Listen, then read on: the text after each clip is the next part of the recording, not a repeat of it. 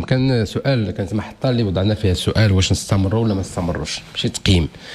يعني كنت انا في الحقيقه محمر صافي، بارك عليا ما درت شي حاجه كبيره، ولكن كاين تعب، حسيت بالتعب، والسبب ديالو هو الاحباط اللي كتشوف ما كتشوفش النتائج. طبعا الاحباط ما عنده علاقه بالامل، قلت دائما غنبقاو عايشين بالامل.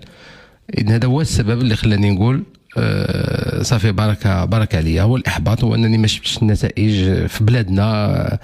عينا نتكلموا، عينا ننصحوا. كاين جوج ديال الامور، مساله كتعلق بالمسؤولين، يعني اللي كنتيروا الانتباه ديالهم لشي امور اللي هي مهمه، اللي محتاجها المواطن في حياته اليوميه والتعامل معه والطريقه ديال تسيير بعض الامور.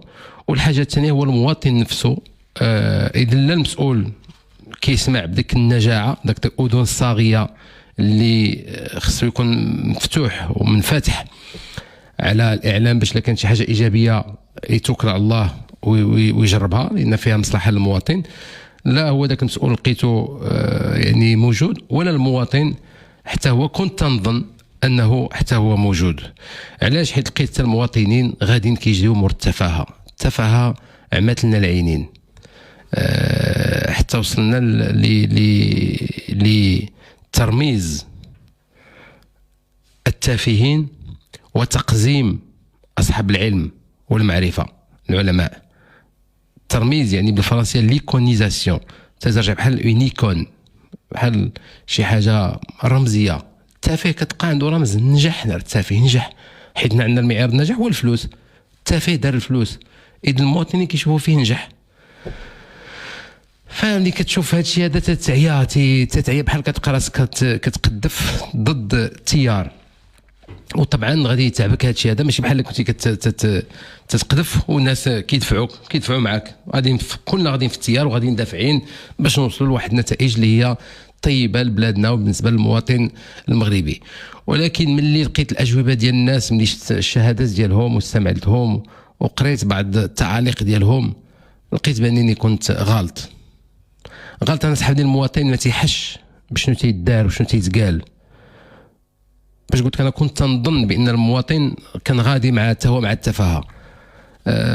لا، لقيت المواطنين على الاقل المستمعين ديال الاصوات اللي كيتبعوا البرنامج ديالنا، لقيتهم واحد الروح عاليه، واحد الانسانيه، واحد الحس اخلاقي وديني. تفاجأت بالدين، ما كاينش اللي ما كيذكرليش حديث ولا ما كيذكرليش ايه. ولقيت في الكلام ديالهم واحد الصدق ايضا وحفزني هذا الكلام، ولقيت بانني ماشي من حقي نهبط يديا ونرجع للور، والا غادي يكونوا ربحونا وما غيربحوناش.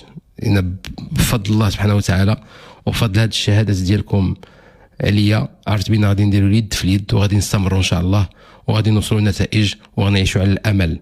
ان الشتاء ان شاء الله تطيح وتروي لنا المملكه المغربيه بلا ما يكون فيها ضرر ان شاء الله. الناس اللي الديور ديالهم يعني شويه على قد الحال، ولكن يعمروا السدود وتكون واحد الموسم فلاحي باذن الله. ان الله سميته الرحمن الرحيم. ومن الناحيه السياسيه نتمنى ان الحكومه توفق في العمل ديالها وتنجح، ولكن انا اصر على التواصل. خصهم يخرجوا يتواصلوا مع المواطنين، ما يبقاوش راجعين للور. إذن غادي نعيشوا على هذا الامل ان المواطن غيكون هناك تواصل مع المسؤولين، وان الشتا ان شاء الله غادي تطيح وغادي ندوزوا هذه الازمه باش ما عطى الله. ولكن بغيت نقول للمستمعين ايضا ديال الاصوات، راه حتى شي واحد ما قال لي، وهذه خذوها من عندي بصدق، انا ما تنكذبش وما تنخافش، كنخاف من الله سبحانه وتعالى اللي خلقني، وانا كندير بحساب كل نهار يمكن نموت. إذن راني خصني نكون مقد حسابي فيما اعلم، واللي قدرني عليه الله، وشي حاجه اخرى الله يجوز عليا الله سبحانه وتعالى فيها.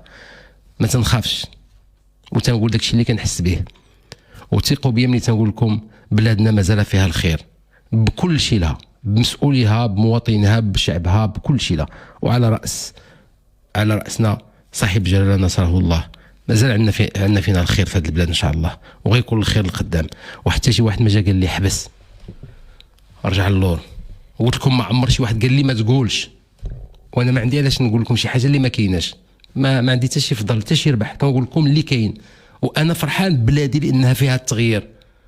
قلت لكم انا عندي خطوط تنعرفها، الخطوط القانونيه ديالي كنعرفها ما نتعداهاش، وهذا الشيء بالعكس كيخلي الانسان يكون مفتخر حتى بالمسؤولين ديالنا، نفتخروا بهم بطريقه التفكير ديالهم، لان كاين المسؤولين اللي ما يعجبهمش حال تقول شي كلام ويتصرفوا بخفه وبتسرع ويكون هناك قمع وزجر ومتابعه، ولكن لا، الحمد لله ما عمر شي واحد قلت لكم تكلم معايا.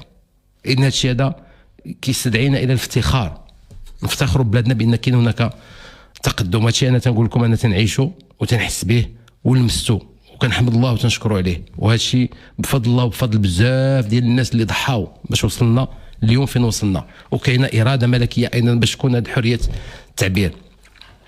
باذن الله قلت لكم نهار الجمعه كنت بغيت نحبس، راه ماشي شي واحد قال لي، وما كاينش اللي يقول لي، راه قلت لكم انا ذاك البيت الشعري عزيز عليا، اذا كان من الموت بد فمن العار ان تموت جبانا، ان لم يكن من الموت بد فمن العار ان تموت جبانا. اذا كانت الموت غتجي انسان يموت بكرامه وبراسو مهزوز. اذا غادي نبقاو وليدينا في يد بعضنا وغنهزوا راسنا وغنحافظوا على كرامتنا وغادي نكملوا للقدام حتى ان شاء الله دوز هذه الازمه اللي كنعيشوا فيها، واملنا في الله سبحانه وتعالى كبير، غادي يخفف علينا ان شاء الله هادشي. كيف دوزنا ان شاء الله الجائحه، كيف دازت الجائحه وتعقلوا الايام ديال الجائحه كانت ثقيله علينا، كان فيها بزاف ديال الضغط علينا، والحمد لله نجحنا وداز صبحات مورانا. اذا كنتمنى هذه الازمه ديال الغلاء، الازمه ديال الجفاف، ازمه اجتماعيه حتى هي تمر ويصبحوا مورانا، ونصبحوا ان شاء الله نعيشوا على الامل باذن الله. اذا تنشكركم مره اخرى على الشهاده ديالكم الصادقه، شكرا جزيلا، لان كلامكم هو اللي حفزني، كلامكم هو اللي شجعني، وعرفت بانكم بصح عندكم قلب وعندكم روح وعندكم احساس وعندكم اذن وعندكم عقل، وكتعرفوا وكتميزوا وكتعرفوا شنو كاين. هذا تحفيز كبير. ف قدوما الى الامام ان شاء الله حتى نصل الى النتائج اللي كنطلبوها وكنتمناوها نحققوها باذن الله. إذا سنواصل التحدي الأكيد برفقتكم.